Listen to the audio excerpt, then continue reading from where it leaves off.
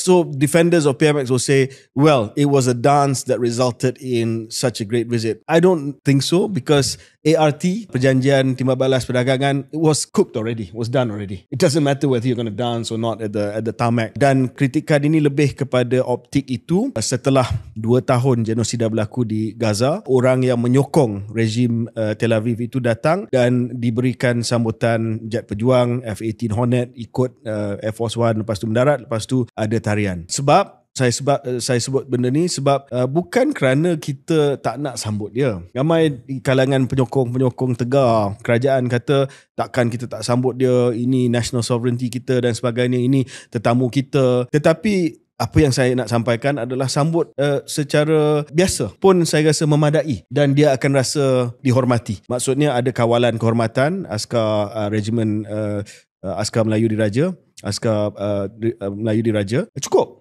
Dan saya pernah menyambut Presiden Amerika Syarikat pada tahun 2014.